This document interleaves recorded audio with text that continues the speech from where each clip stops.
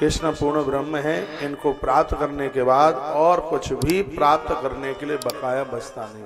सूरदास जी को आप पढ़िए, सूर कुएं में गिर गए और सूरदास जी ने कहा कि गोविंद तुम्हारे अलावा तो मेरा कोई और है नहीं, मुझे आके बचा लो। भगवान श्री कृष्ण गैया चरा रहे थे, आज भी वो गाय चराते हैं। जिसके घर में गैया रहती है, जहाँ गाय रहती है वहाँ कृष्ण रहता ही है। ऐसे आप वो वचनबद्ध हैं। जिस घर में गीता का पाठ होता है उस घर में भगवान कृष्ण रहते हैं। जिन घरों में मक्खन मट्ठा छाछ मिलती है, दही मिलता है, उस घर में भी भगवान रहते हैं।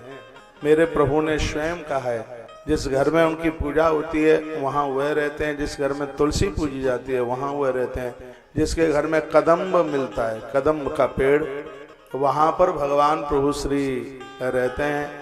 और जिस घर में श्री ब्रज वृंदावन का चिंतन होता है उस घर में भगवान श्री कृष्ण रहते हैं। भगवान उस स्थान को छोड़ करके कभी जाते ही नहीं है।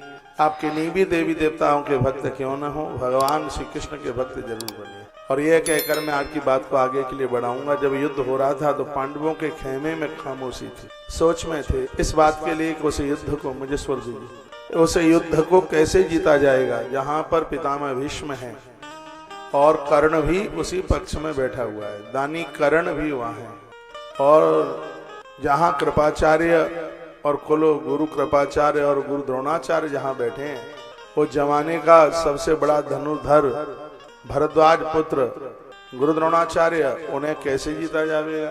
खेमे में सन्नाटा था, सेनापति बनाया गया था द्रौपदी के भाई को दृष्टद्युम्न।